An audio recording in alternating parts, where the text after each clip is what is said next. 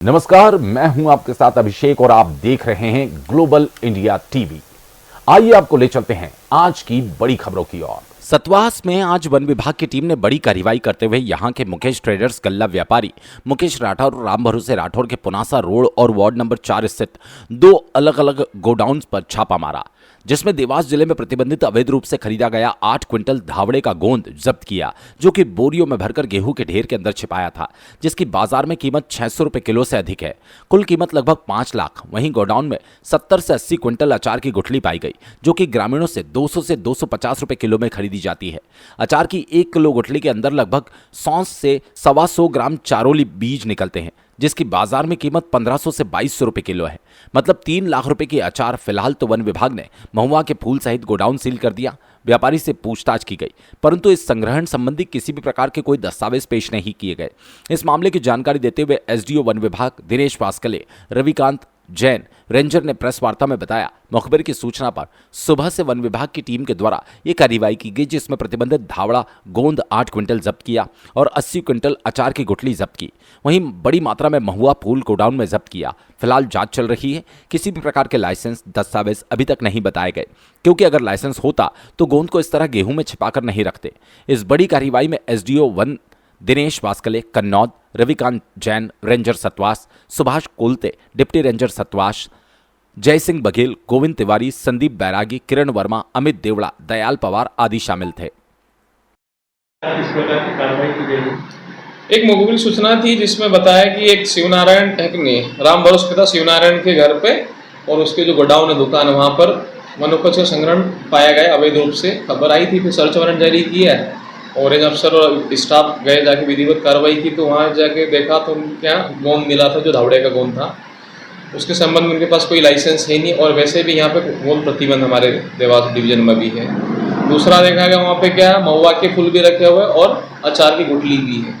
तो गोंद तक उठा के जब्त कर लिया, मात्रा कम थी, 8 क्विंटल निकला, लेकिन अचार की गुठली की मात्रा ज़्यादा 70-80 क्विंटल लगभग हो सकती है।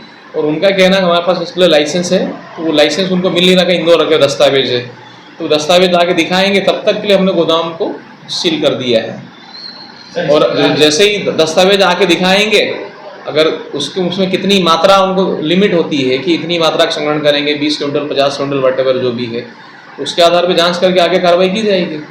सर, यदि लाइसेंस में कुछ ऐसी त्रुटि पाई गई तो किस प्रकार की वैधानिक कार्रवाई? लाइसेंस में अब देखने के पता चलेगा। अगर लाइसेंस त्रुटि पाई गई इसका मतलब क्या हुआ, अवैध संग्रहण। वैसे भी जो जैविकता में लाइसेंस जो मिलता सभी को बता देता हूँ और खबर के माध्यम से पहुंच जाएगी कि जैविकता से जो लाइसेंस जारी होता है वो गांव में जो जैविकता समिति होती है उनके माध्यम से खरीदना होता है। ग्रामीण लोग वनोपज संग्रहण करेंगे जंगल से और ला के अपने गाँव की समिति होती है वहाँ ला के वो उनको बेचेंगे। समिति बनी थी, वो समिति फिर उनको बेचेगी किसको, लाइसेंसधारी व्यक्ति को, जो व्यापारी खरीदारी करता है, और उनको वहाँ पे कुछ लाभांश राशि भी उस समिति को देना पड़ता है।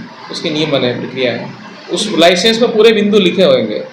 तो इनके द्वारा तो सीधा खरीदा गया, मतलब ये तो सीधे खरीद रहे, मतलब अगर जीविकता उनके पास रसीद होना चाहिए, वहाँ का बिल होना चाहिए कौन सी समिति से आपने क्रय किया है।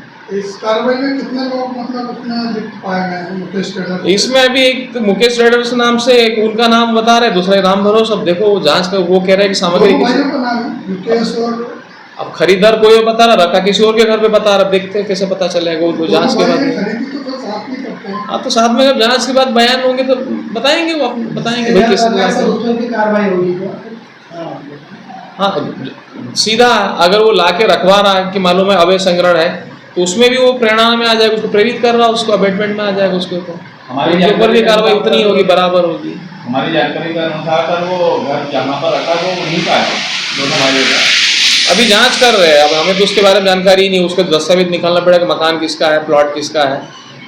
अभी जो जहाँ मिला सामग्री मिली है उसकी हमने भी कार्रवाई की, जब्ती किया। वो किसके यहाँ रखी, घर किसका है, वो मालूम पड़ेगा। जिस प्रकार से गोंद का संग्रहण करवाते हैं केमिकल लगा के, उससे अपने वृक्षों को कोई नुकसान है? वृक्षों का नुकसान बहुत ज़्यादा मात्रा में होता है। अगर लगातार 2-3 साल अगर ये लोग निकालते हैं तो वो वृक्ष लगभग मर जाता है, क्योंकि धावड़े के गोंद में नेचुरली गोंद बहुत कम निकलता, मतलब 2% बोल सकते, जितना 1 क्विंटल में मुश्किल से 2 किलो 1 किलो मिलेगा। बाकी ये लोग क्या करते हैं, पेड़ को या तो घावटी लगा देते, गर्डल की जिसको करना है कट लगा देते हैं, या उसकी छाल निकाल देते, डीबार्किंग कर देते हैं और वहाँ कुछ केमिकल स्प्रे कर देते, छिड़क देते, बाकी आग लग जाती है, लगा देते आसपास। उससे पूरा पूरा पेड़ का रेजिन पूरा तप के निकल जाता है, तो वो सब अप्राकृतिक तरीका है और वो गोंद की गुणवत्ता भी वो सही नहीं, स्वास्थ्य के लिए हानिकारक ही है वो। में हम लोग कार्रवाई करेंगे, ठीक है। वनोपज संग्रहण जो होता है वो या वन से लाई गई तो वनोपज पाएगा, तो एक हमारे वन विदेश व्यापार जो होता है मध्य प्रदेश वनोपज व्यापार विनियमन अधिनियम 1969 और उसका नियम बनाओ है कि नहीं, परिवहन संग्रहण के लिए। कार्रवाई और भी आपकी जारी रहेगी? हाँ अभी तो जारी है।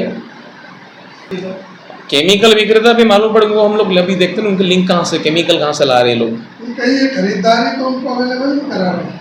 हो सकता है, क्योंकि कोई तो प्रेरित करता होगा, क्योंकि बड़ी मात्रा में उनको व्यापार बढ़ाना है तो गांव के लोगों को या जिनसे भी निकलवाते ये लोग गोंद लाते हैं तो उनको हो सकता प्रेरित कर रहे होंगे, जांच करेंगे मालूम पड़ेगा। ये बड़ी मात्रा में जैसे मुकेश ट्रेडर्स से माल मिला है, तो कहीं यही तो केमिकल सप्लाई करके लोगों से हम बोल नहीं सकते ये कर रहे हैं, या हो सकता है नहीं हो सकता, वो जांच के वजह से या उसका गोंद जो सैंपल उसका टेस्टिंग भी करवा सकते हैं। जांच होगी? हाँ करवा सकते, करवाएंगे उसका भी।